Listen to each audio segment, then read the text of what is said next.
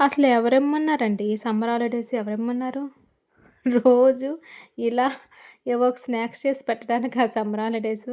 చూడండి మా పాప ఏదో ఒకటి చేసి పెట్టమని గోల చేసింది ఈరోజు.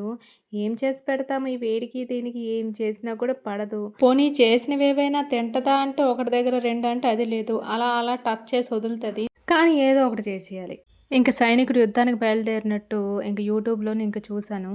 అన్నీ ఏవేవో ఉన్నాయన్నమాట. అవన్నీ మన వల్ల కాదనుకోని, ఇంక ఇంట్లో ఏవేవి ఉన్నాయో ఇంగ్రీడియెంట్స్ వాటితోనే ఇంక కానిచ్చేసాను. 3 అరటిపళ్ళకి 2 కప్పుల గోధుమ పిండి వేశాను. వేశాక ఇంకా కొద్దిగా స్వీట్ అనేది తగ్గిందనిపించింది. కొద్దిగా పంచదార వేసుకున్నాను. వేసుకొని ఇలా ఇంట్లో ఉన్న డ్రై ఫ్రూట్స్ ఇవే ఉన్నాయన్నమాట. ఇవే కొద్దిగా కట్ చేసుకున్నాను. కట్ చేసుకున్న తర్వాత ఆ కలుపుకున్న బ్యాటర్‌ని రెడీ చేసి పెట్టుకున్నాననమాట.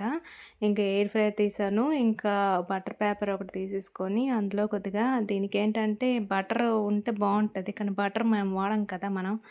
ఇంకా నెయ్యి ఇంట్లోనే ఉంటే నెయ్యి కొద్దిగా బ్రష్‌తో పూసేసి ఇంకా చిన్న చిన్న కేక్స్ లాగా వాటి మీద ఏసేసి ఇంకా డెకరేషన్‌కి మరి మేడం గారికి డెకరేషన్ లేకపోతే అస్సలు దూరమనమాట.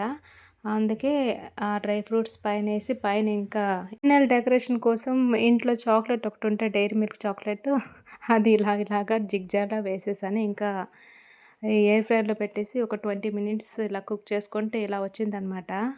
ఒక మోస్తరు పర్వాలేదు ఇవ్వగానే బావుందన్నది. ఒకసారి ట్రై చేయొచ్చు కానీ మరి రెండోసారి వద్దనమాట.